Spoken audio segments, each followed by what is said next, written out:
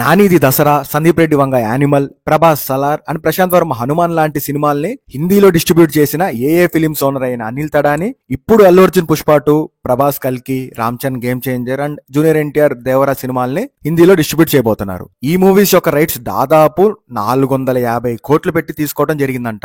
ఏ cinema rights ఎంతకు తీసుకున్నారో ఇప్పుడు మనం డీటెయిల్ గా చూద్దాం. ఇది విన్నాక ఫ్యాన్స్ మీకు ఎలా అనిపించిందో కామెంట్ చేయండి. అసలు ఏ సినిమా రికార్డ్స్ బ్రేక్ చేస్తుందో చెప్పండి. ఇక డీటెయిల్స్ లోకి వెళ్తే, నార్త్ లో icon star Allu Arjun Pushpa cinema సృష్టించిన ప్రభంజనం అంతా ఇంత కాదు, తగ్గేదేలే అని ప్రూవ్ చేశాడు. అందుకే ఇప్పుడు పుష్ప 2 ది రూల్ ని 200 కోట్లు పెట్టి హిందీ రైట్స్ తీసుకున్నారంట. మిగతా సినిమాలన్నిటికంటే ఎక్కువ మొత్తంలో పుష్ప 2 హిందీ రైట్స్ అయితే తీసుకోవడం జరిగింది. ఇక మన పాన్ ఇండియా స్టార్ ప్రభాస్ కల్కిని 100 కోట్లు పెట్టి తీసుకున్నారంట. ఇక చాలా కాలంగా షూటింగ్ జరుపుకుంటున్న మన global star Ram Charan Game changer ని 75 కోట్లకి అండ్ మన యంగ్ టైగర్ ఎన్టీఆర్ దేవరా సినిమాని 50 కోట్లకి తీసుకున్నారంట.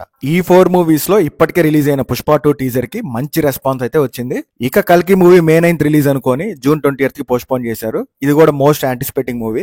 మరోపక్క రీసెంట్ గా గేమ్ చేంజర్ జరగండి సాంగ్ అయితే వచ్చింది అండ్ దేవరా టైటిల్ గ్లిమ్స్ కూడా వచ్చింది. జరగండి సాంగ్ కి రీచ్ బానే వచ్చినా మిక్స్డ్ రెస్పాన్స్ అయితే వచ్చింది. జూనియర్ ఎన్టీఆర్ దేవరా గ్లిమ్స్ కి అయితే రీచ్ బానే వచ్చింది. ఇక ఓవరాల్ గా చూస్తే నార్త్ లో కూడా మన తెలుగు సినిమాల స్టామినా చూపించడానికి మనం అయితే మన సినిమాలతో రెడీ అయ్యాం. ఇక మన ఏ సినిమా ఏ రేంజ్ లో ఇంపాక్ట్ క్రియేట్ చేస్తుందో చూద్దాం. Let's wait and see. ఇక ఇవి ఇవాల్టి విశేషాలు. వీడియో నచ్చితే లైక్ చేయండి. మరెన్నో సినీ విశేషాల కోసం మన ఛానల్ ని సబ్స్క్రైబ్ చేసుకోండి. Thank you. మీ ఈ సినిమా.